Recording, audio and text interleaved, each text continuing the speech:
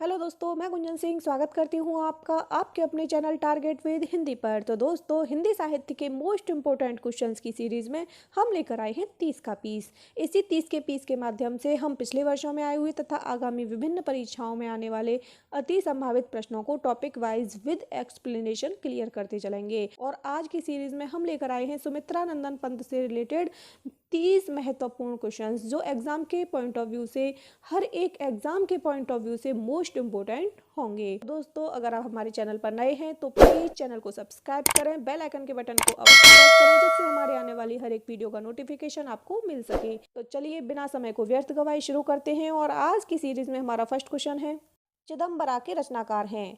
Option है प्रसाद, पंत, निराला या महादेवी वर्मा। तो दोस्तों, चिदम्बरा के रचनाकार हैं option number B, Pant. Sumitra Nandan Pant ने चिदम्बरा की रचना की और इसी रचना पर सुमित्रा नंदन पंत को ज्ञानपीठ पुरस्कार प्राप्त हुआ। दोस्तों, हम बात कर रहे हैं सुमित्रा नंदन पंत के बारे में। तो इनके बचपन का नाम गोसाई दत्त था। इनका जन्म 1900 ईस्वी में उत्तर प्रदेश के अल्मोड़ा जिले के कौसानी नामक ग्राम में हुआ था और इनकी मृत्यु हुई थी 1970 में इलाहाबाद में। इनकी अन्य रचनाएं हैं कला और बूढ़ा चांद, उच्छ्वास, ग्रंथि, वीणा, लोकायतन, पल्लव, गुंजन, युगांत, युगवाणी। दोस्तों, ये जो गुंजन है यह उनका अंतिम छायावादी काव्य संग्रह कहा जा सकता है। इसी क्रम में नेक्स्ट क्वेश्चन देखते हैं।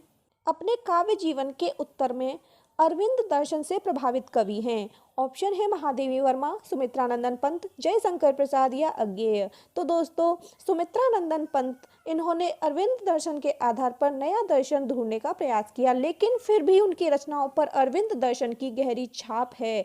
अरविंद दर्शन को अपनाकर सुमित्रा नंदन पंत छायावाद से निकलने की चेष्टा करते हुए पुनः उसी क्षेत्र में प्रविष्ट हो जाते हैं। इनकी रचनाओं की बात करें तो कला और बूढ़ा चांद, रस निबंध, गीत हंस, समाधिता, इन रचनाओं पर अरविंद की छाप स्पष्ट रूप से दिखलाई पड़ती है। नेक्स्ट क्वेश्चन है, उत्तराखंड के किस कवि को छायावाद और प्रगतिवाद के संधि स्थल का कवि कहा जाता है? ऑप्शन है मंगलेश डबराल, तारा पांडे, चंद्र कुंवर बर्तवाल या सुमित्रा नंदन पंत। तो इसका सही आंसर हो जाएगा सुमित्रा नंदन पंत। दोस्तों, उत्तराखंड के कवि सुमित्रा नंदन पंत को छायावाद और प्रगतिवाद के संधि स्थल का कवि कहा जाता है। इनकी रचनाओं को विद्वानों ने 4 चरणों में बांटा है, जैसे छायावादी, प्रगतिवादी, अंतश्चेतनावादी और नव मानवतावादी। इसी क्रम में नेक्स्ट क्वेश्चन है, सुमित्रा नंदन पंत की रचना नहीं है, नहीं पूछा गया है। ऑप्शन है ग्रंथि, वीणा, परिमल और पल्लव। तो इसका सही आंसर हो जाएगा ऑप्शन नंबर सी, परिमल। ये जो परिमल है यह सुमित्रा नंदन पंत की रचना नहीं बल्कि सूर्यकांत त्रिपाठी निराला की रचना है। बाकी की सुमित्रा नंदन पंत की रचनाएं हैं। दोस्तों, ये क्वेश्चन पूछा गया था पीजीटी परीक्षा 2016 में और आपकी परीक्षाओं में रचनाओं से संबंधित इसी तरह के क्वेश्चन रिपीट होंगे और इसी तरह के क्वेश्चन पूछे जाते हैं कि कौन सी नहीं है। नेक्स्ट क्वेश्चन है, लोकायतन के रचयिता हैं। ऑप्शन है सूर्यकांत त्रिपाठी निराला, बालकृष्ण शर्मा नवीन, माखन लाल चतुर्वेदी या सुमित्रा नंदन पंत।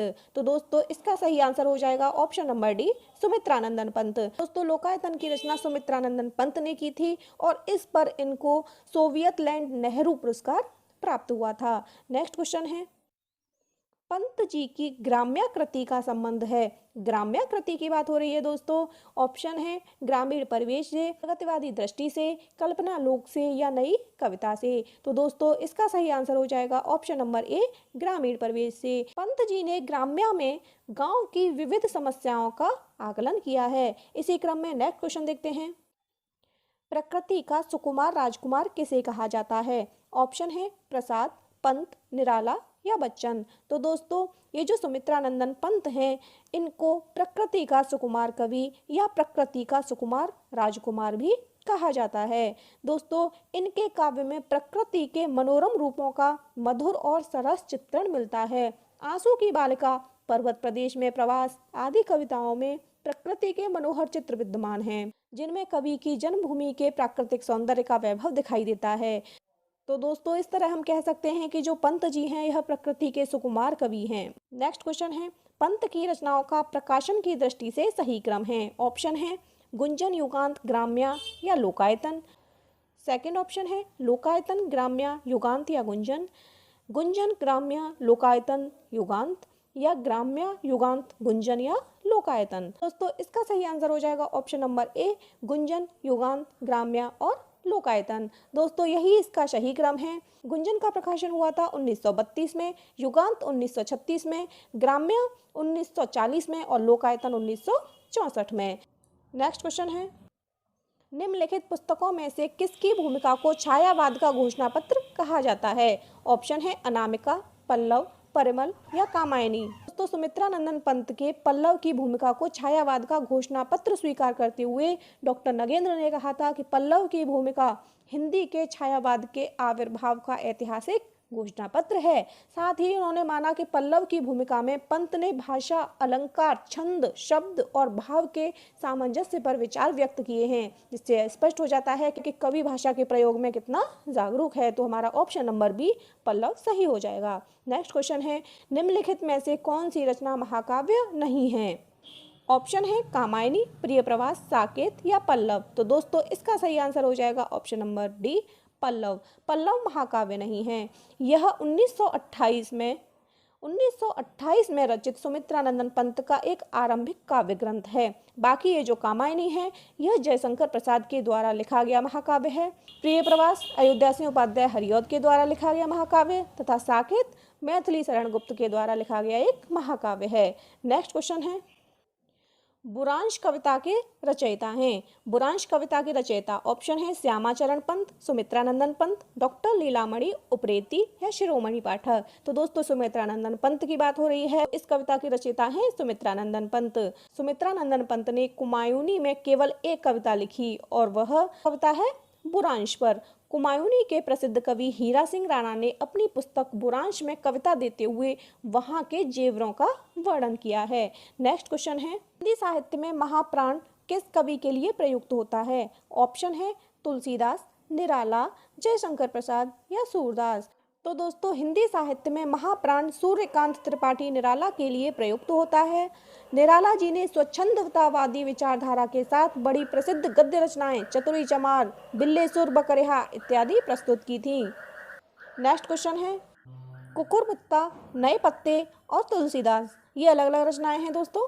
तो ये कृतियां किसकी हैं? जयशंकर प्रसाद, महादेवी वर्मा, सुमित्रा नंदन पंत या सूर्यकांत त्रिपाठी निराला। तो दोस्तों इसका सही आंसर हो जाएगा option number D, Suryakant Tripathi Nirala. इसी क्रम में नेक्स्ट क्वेश्चन है, पंचवटी प्रसंग काव्य के रचयिता हैं। पंचवटी प्रसंग काव्य के रचयिता ऑप्शन है मैथिली शरण गुप्त, निराला, जयशंकर प्रसाद या केशवदास। तो दोस्तों इसका सही आंसर हो जाएगा option number B, Suryakant Tripathi Nirala. Panchavati प्रसंग काव्य के रचयिता हैं सूर्यकांत त्रिपाठी निराला। वही अगर बात करें पंचवटी की, सिर्फ पंचवटी, तो पंचवटी नाम से एक रचना मैथिली शरण गुप्त ने भी की है। नेक्स्ट क्वेश्चन है, गीतिका के रचनाकार का नाम है। ऑप्शन है प्रसाद, पंत, निराला या मुकुटधर पांडे। तो इसका सही आंसर हो जाएगा ऑप्शन नंबर सी, निराला। दोस्तों निराला जी की प्रमुख काव्य रचनाएं हैं अनामिका, परिमल, गीतिका, तुलसीदास, कुकुरमुत्ता, अनिमान, नए पत्ते, बेला, अर्चना और आराधना इत्यादि। वहीं निराला जी ने अपनी विवाहिता पुत्री के निधन से विक्षुब्ध होकर सरोज स्मृति की भी रचना की। नेक्स्ट क्वेश्चन है, निराला का जन्म कहाँ हुआ था? ऑप्शन है उत्तर प्रदेश, उड़ीसा, बंगाल या बिहार। तो दोस्तों स्वच्छंदतावादी विचारधारा के कवि निराला जी का जन्म 21 फरवरी 1896 को महिषादल राज्य मेदिनीपुर बंगाल नामक ग्राम में हुआ था। इनका पैतृक गृह उन्नाव जिले के गढ़ा कोला गांव में था। इनके पिता का नाम राम सहाय त्रिपाठी तथा पत्नी का नाम मनोहरा देवी था। दोस्तों 15 अक्टूबर 1961 को इलाहाबाद में इनका निधन हो गया था। इसी क्रम में नेक्स्ट क्वेश्चन देखते हैं, निम्न पंक्तियां किस प्रसिद्ध लंबी कविता से उद्धत हैं? प्रतिपल परिवर्तित व्यूह, भेद कौशल समूह, राक्षस विरुद्ध प्रत्यूह, क्रुद्ध कपि विषम। ऑप्शन है राम की शक्ति पूजा, बादल राग, पेशोला की प्रतिध्वनि या शेर सिंह का शस्त्र समर्पण। तो दोस्तों ये जो पंक्तियां हैं यह निराला जी द्वारा रचित राम की शक्ति पूजा से अवतरित हैं। इसमें कवि ने राम रावण का युद्ध वर्णन करते हुए धर्म और अधर्म के शाश्वत संघर्ष का चित्रण किया है। राम धर्म के प्रतीक हैं और रावण अधर्म का। दोस्तों राम की शक्ति पूजा की रचना हुई थी 1936 में। यह क्वेश्चन अलग से भी कई बार विभिन्न प्रतियोगी परीक्षाओं में पूछा गया है। नेक्स्ट क्वेश्चन देख लेते हैं, साहित्य के क्षेत्र में सर्वाधिक विरोध किसका हुआ था? ऑप्शन है प्रसाद, निराला, दिनकर या हरिऔध। तो दोस्तों इसका सही आंसर हो जाएगा ऑप्शन नंबर बी, निराला।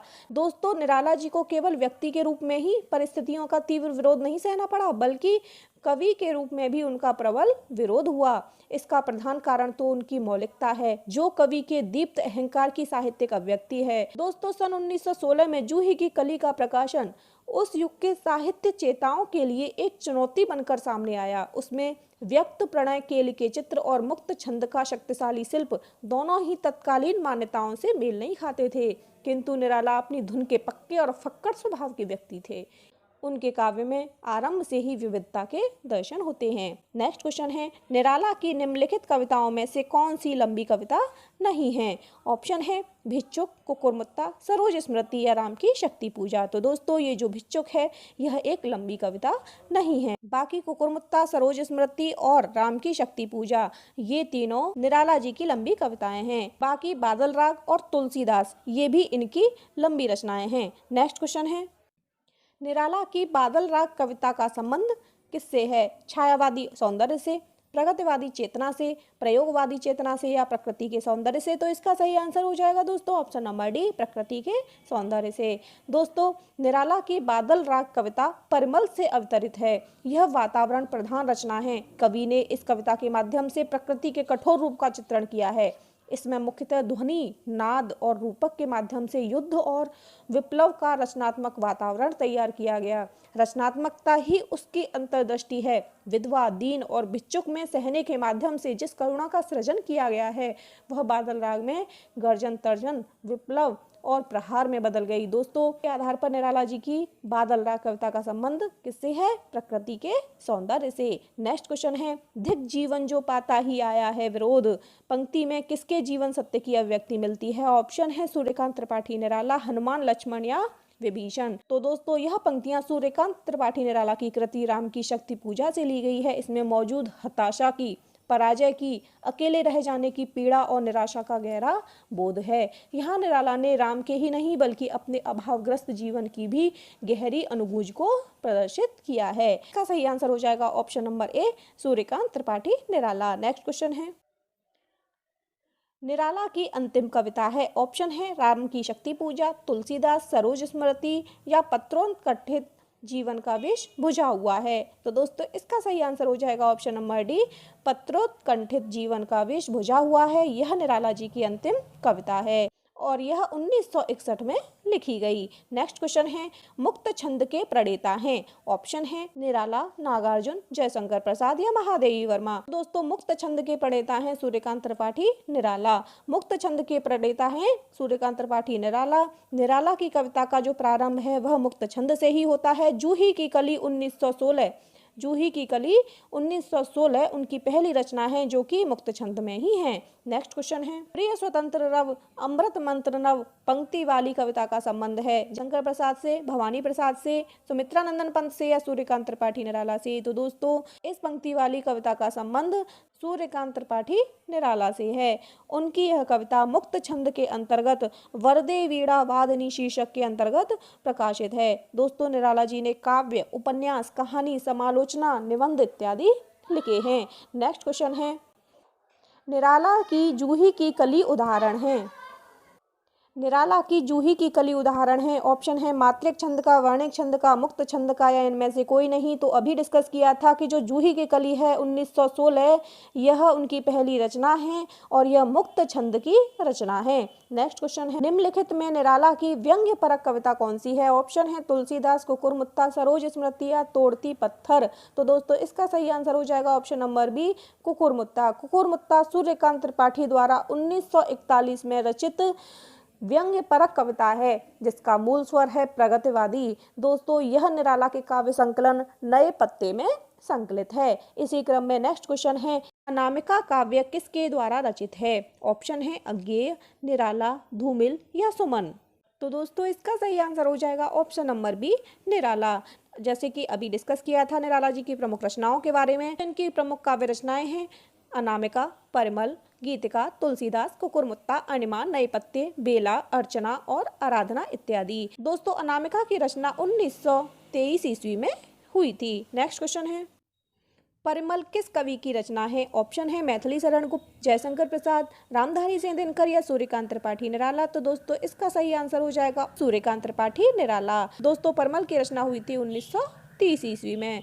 नेक्स्ट क्वेश्चन है, सुमित्रा नंदन पंत की सुप्रसिद्ध कविता परिवर्तन उनके किस काव्य संकलन में सर्वप्रथम प्रकाशित हुई थी? ऑप्शन है गुंजन, ग्राम्या, पल्लव या युगांत। तो दोस्तों इसका सही आंसर हो जाएगा option number C, Pallav. Sumitra Nandan Pant की सुप्रसिद्ध कविता परिवर्तन उनके काव्य संकलन पल्लव में सर्वप्रथम प्रकाशित हुई थी। और दोस्तों आज की क्वेश्चन सीरीज का लास्ट क्वेश्चन है, पंत की पहली रचना। सुमित्रा नंदन पंत की पहली रचना है, ऑप्शन है वीणा, ग्रंथि, गिरजे का घंटा या इनमें से कोई नहीं। तो दोस्तों इसका सही आंसर हो जाएगा ऑप्शन नंबर सी, गिरजे का घंटा।